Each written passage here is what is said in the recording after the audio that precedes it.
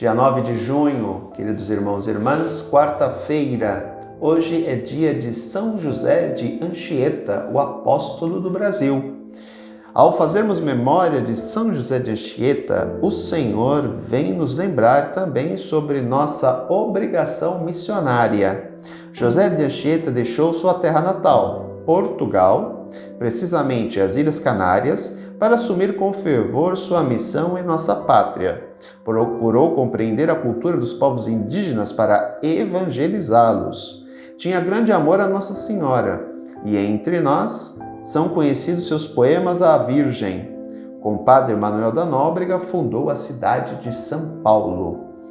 José de Anchieta era alguém que realmente se preocupou com a inculturação, ou seja, ele queria evangelizar os índios na sua própria cultura.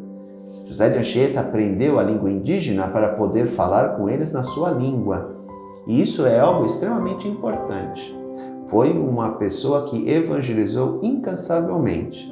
Através do litoral, depois subiu para São Paulo e foi se espalhando a sua caminhada pelo interior do Brasil. Então, José de Anchieta foi uma pessoa que realmente procurou evangelizar em nome de Cristo os cantos mais remotos do nosso país. Então, que José de Anchieta interceda a Deus por nós e principalmente pelo nosso Brasil. O Evangelho de hoje continua sendo a reflexão do capítulo 5 de Mateus, só que hoje os versículos 17 a 19. Naquele tempo disse Jesus aos seus discípulos: Não penseis que vim abolir a lei e os profetas. Não vim para abolir, mas para dar-lhes pleno cumprimento. Em verdade, eu vos digo, antes que o céu e a terra deixem de existir, nenhuma só letra ou vírgula serão tiradas da lei, sem que tudo se cumpra. Portanto, quem desobedecer a um só destes mandamentos, por menor que seja, e ensinar aos outros a fazerem o mesmo, será considerado o menor no reino dos céus. Porém, quem os praticar e ensinar, será considerado grande no reino dos céus. Uma coisa que nós temos que ter conhecimento para compreender o Evangelho de Mateus.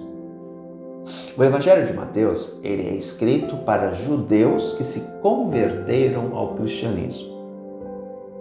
É aquilo que na antiguidade chamava-se de judeus cristãos. Eram judeus da lei, seguidores da lei, judeus que conheciam a Escritura e que vão ver na mesma o cumprimento em Jesus das profecias, principalmente do profeta Isaías, que se cumpriram. São aquela camada da população judaica, não vamos dizer que é muito grande, mas uma parte da população judaica, que vai ver em Jesus o cumprimento dessas promessas. Então, eles aderem à fé cristã. Depois nós vamos ter a segunda categoria, que faz parte também dos primeiros cristãos, os gentil cristãos. Esses eram os pagãos que se converteram ao cristianismo. Paulo de Tarso e Barnabé irão evangelizar os pagãos. Pedro, Tiago, João, que são chamados as colunas da igreja, irão fazer o seu apostolado no meio dos judeus cristãos. Por isso, se nós observarmos o Evangelho de Mateus, Jesus é apresentado como um Jesus judeu. Um Jesus que não veio revogar a lei, mas dar-lhe pleno cumprimento. Jesus não veio acabar com a lei. Ele veio fazer com que ela se cumprisse de maneira integral. Isso é uma característica do Evangelho mateano. Jesus é um Jesus judeu. Na verdade, se nós olharmos os primeiros capítulos de Mateus, nós vamos observar que Mateus a todo momento apresenta Jesus como o novo Moisés. Moisés foi salvo da matança das crianças. Jesus também. Jesus e Moisés voltam do Egito para a terra de Israel. Os dois fazem o mesmo percurso. Saem do Egito e voltam para a terra prometida. Portanto, Mateus apresenta sempre Jesus como o novo Moisés, porque é um evangelho escrito para judeus. E E por ser um Jesus judeu, ele não veio acabar com a lei.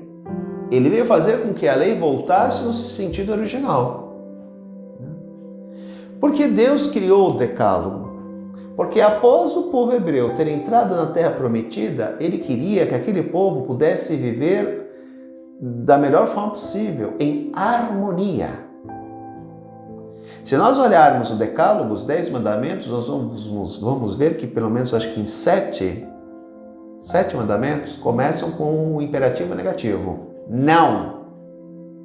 Não matarás, não furtarás, não cobiçarás a mulher do teu próximo, não cobiçarás as coisas alheias. Ou seja, é sempre não cometer uma infração contra o teu próximo. Não. É interessante isso, porque as leis nascem para que o povo possa conviver de maneira coesa e de maneira harmônica.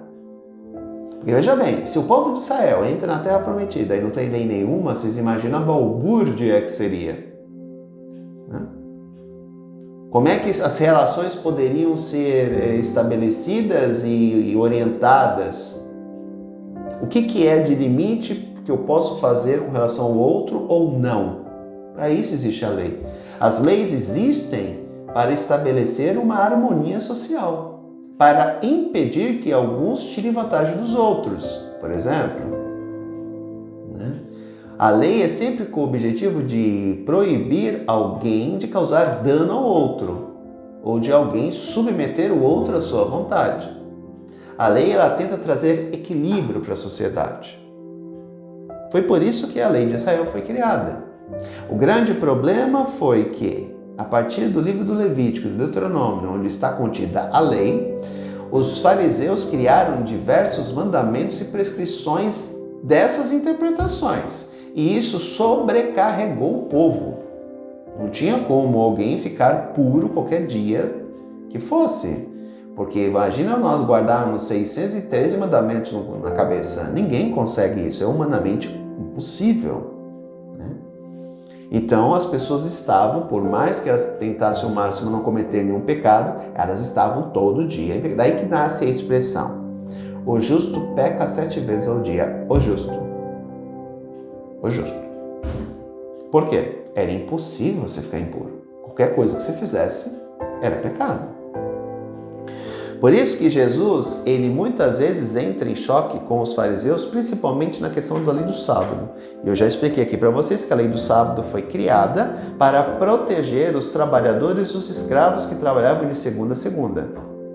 Então, numa interpretação bíblica, lá no relato da criação, estabeleceu-se que, se Deus descansou no 7º dia, todo o povo de Israel deveria também descansar no 7º dia. E aí foi um grande alívio para os pobres, que não precisavam trabalhar um dia na semana.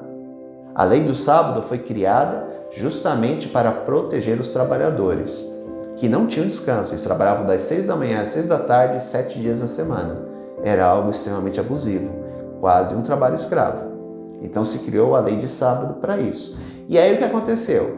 Com o passar das gerações, com o passar do século, a lei de sábado se tornou algo opressor, em que qualquer judeu só poderia dar 39 passos no sábado inteiro, das 6 da manhã, das 6 da noite de sexta-feira às 6 da noite de sábado. Imagine, 39 passos. Se você desse o 40º, você já estava impuro. Era algo que você tinha que deitar na cama e ficar deitado na cama. Se você fosse no banheiro, você tinha que contar os passos, quantos passos tinha dado para ir no banheiro. Ou se você fosse fazer sua refeição. Se desse 39, quando desse o 40º, no domingo, você era obrigado a ir no templo, fazer sacrifícios, porque você estava impuro.